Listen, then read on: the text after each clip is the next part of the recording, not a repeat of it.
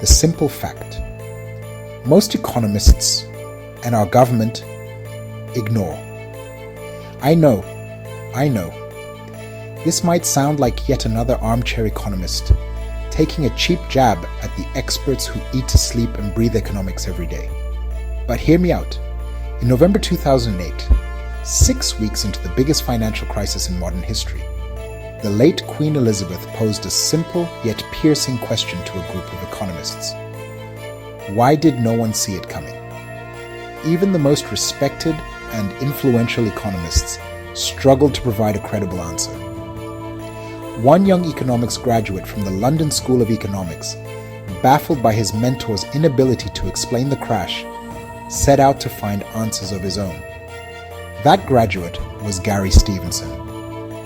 In his book, The Trading Game, Stevenson recounts how he developed and applied a theory that flew in the face of much of the economic orthodoxy he'd been taught, and how it ultimately made him a multi-millionaire trader. Stevenson observed that mainstream economic theory predicted that lowering central bank interest rates would stimulate consumer spending, thereby reviving the economy.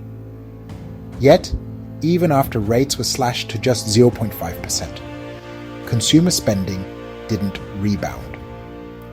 Coming from a working class background himself, Stevenson decided to speak directly to ordinary working people to understand why. What he discovered was both simple and profound. After decades of wage growth failing to keep pace with inflation, combined with mounting debt, working class people had simply run out of money. Cutting interest rates made little difference because they were already tapped out. They couldn't spend more even if they wanted to. Stevenson saw what economists missed. Growing inequality had backed the working class into a financial corner. Lowering interest rates couldn't spur spending from people who had nothing left to spend. With this insight, Stevenson made his fortune by betting on companies that catered to the wealthy and shorting companies that depended on working class consumers. This story is a powerful illustration of how privilege blinds.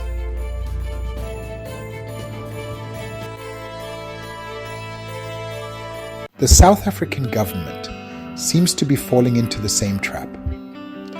Policymakers believe that raising VAT will increase tax revenue. But in reality, when consumers' budgets are already stretched to the breaking point, higher VAT will only lead to reduced spending, which, in turn, will hurt business revenues and ultimately reduce tax collection. What government officials and economists have failed to recognize is that, after successive interest rate hikes, rising fuel prices, and soaring food inflation, South African consumers have hit a spending ceiling. There's simply no more room for them to spend.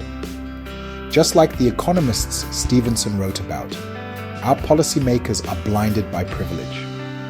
Well-paid officials, economists, and corporate leaders, far removed from the financial realities of the working class, don't see the ceiling until it's too late. Many respected economists around the world are predicting a looming recession. This recession won't simply be driven by the usual market cycles. It will be amplified by the spending ceiling reached by the working and middle classes after decades of stagnant wages and rising costs. And just like the French Revolution, the wealthy and the ruling classes will fail to see the class uprising coming. Once again, the blindness of privilege will lead humanity into its next great crisis. Ironically, the antidote to this crisis, found in Jesus' simple teaching to love our neighbor as ourselves, will likely continue to gather dust, buried under layers of greed, inequality, and a warped version of Christianity that serves the privileged rather than the vulnerable. My name is Vezi, and I'm here to serve you. For more videos like this, please subscribe.